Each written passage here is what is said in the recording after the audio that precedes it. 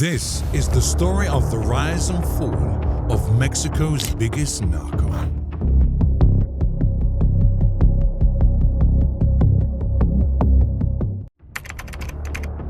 Joaquin Guzman, also known as El Chapo, is a former drug lord and former leader of the Sinaloa Cartel, an international crime syndicate responsible for drug trafficking, murder, fraud, smuggling, illegal gambling, terrorism, prostitution, and other nefarious crimes. Before becoming a criminal that the whole world would fear, El Chapo was the son of a family of farmers dedicated to opium cultivation. Although we do not know the exact date of his birth, it is believed that he was born on December the 25th, 1954 or April the 4th, 1957. He has two younger sisters, Armida and Bernarda, and four younger brothers, Miguel Angel, Arturo, Emilio, and Aureliano.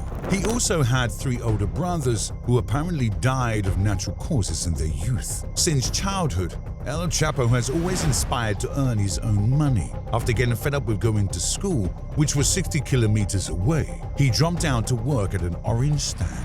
While working, his father spent most of his earnings on liquor and women and often returned home penniless. At the age of 15, Joaquin discovered that there was a much more lucrative business than selling oranges: drug trafficking. As a result, he began growing marijuana and selling it in Culiacan with the help of his uncle Pedro Aviles Perez, and got his nickname El Chapo because of his short stature. Although El Chapo was not the tallest boy in town, he was definitely the most enterprising and driven. He was willing to do whatever it took to abandon his peasant life and create his own fortune, no matter whose life he had to ruin in the process.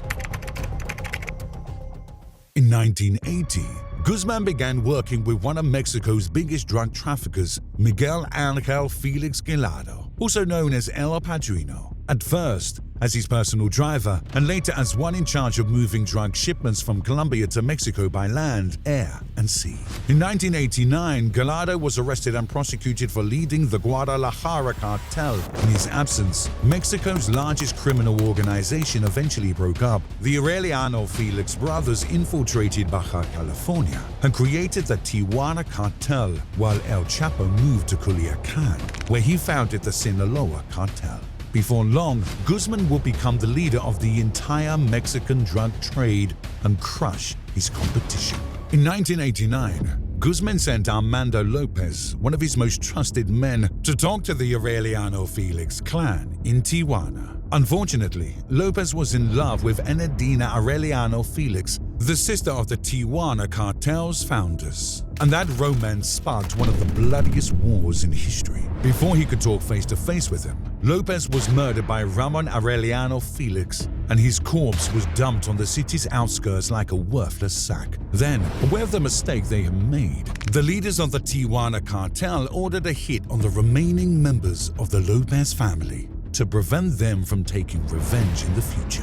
Not pleased with this, the Aureliano Felix brothers sent Venezuelan hitman Enrique Rafael Clavo Moreno to infiltrate the family of one of Guzman's associates, Hector Palma, to seduce his wife, Guadalupe Leje Serrano. After convincing her to withdraw $7 million from one of Palma's bank accounts, Clavo decapitated her and sent her head to Palma in a box. This became the first beheading linked to Mexican drug trafficking. 2 weeks later, Clavo murdered Palma's 4- and 5-year-old sons and threw their bodies off a bridge in Venezuela. In revenge, Palma turned to his friend and associate El Chapo Guzman to get back at Clavel Moreno. First, they killed Clavel in prison. Then they murdered the hitman's 3 sons. Not content with this, the Sinaloa Cartel members organized an attack against a group of Venezuelans linked to Clavel. But the vendetta did not end there.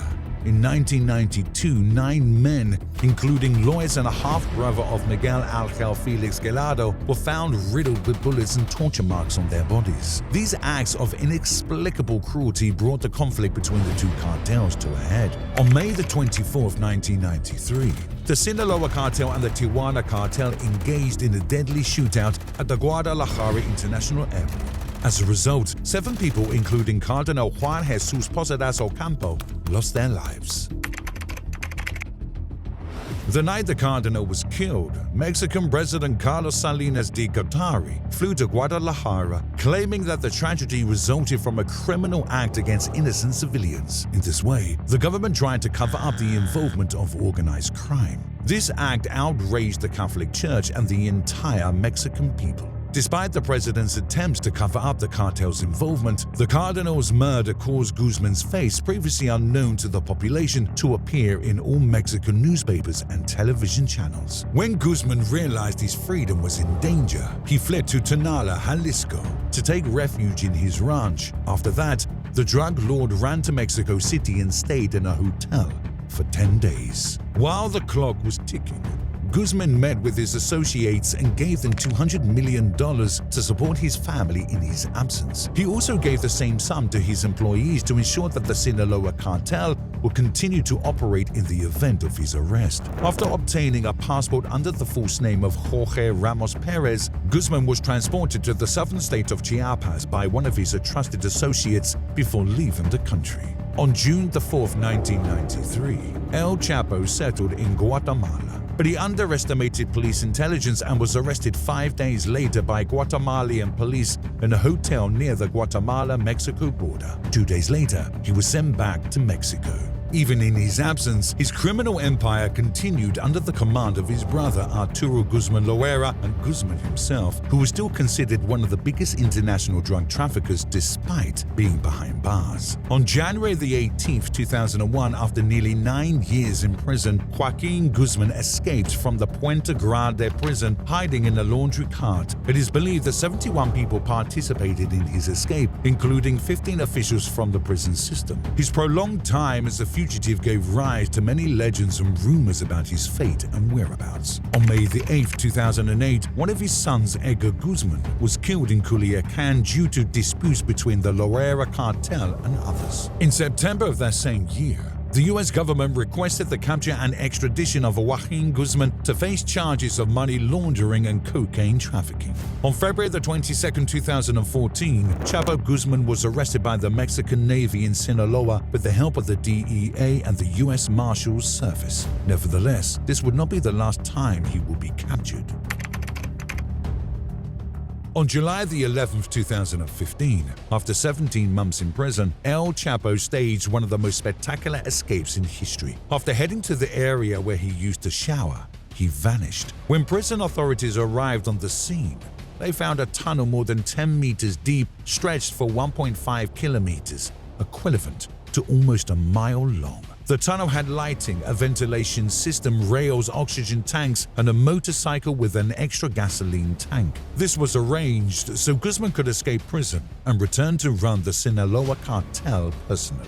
Although the cell was monitored 24 hours a day via audio-video cameras, it took correctional officers 26 minutes to discover that the kingpin had escaped, ignoring the sounds of hammering moments before he disappeared through the shower. Despite his spectacular escape, El Chapo was recaptured on January 8, 2016 in Los Mochis, Sinaloa, after remaining a fugitive for 6 months. According to authorities, he was caught by Mexican Navy infantry troops and was injured in the process. Despite his criminal life, El Chapo married 3 times, first with Alejandrina Maria Salazar Hernandez, with whom he had 4 children, then with Griselda Lopez Perez, with whom he had another 4 children, and finally with Emma Coronel Aspur, a former beauty queen from Durango, niece of his former partner Ignacio Nacho Coronel, who died in a military operation in Zapopan, Jalisco. On January 20, 2017, Joaquin Guzman was extradited to New York to face drug trafficking charges after a legal battle that lasted nearly a year. Even though a Mexican court, probably bribed, deemed it illegal to send Guzman to the United States, authorities deported him anyway. Since then, Guzman has spent the last days of his life in solitary confinement at the Metropolitan Correctional Center in New York, hoping to escape again and continue his war against his rivals. But what do you think?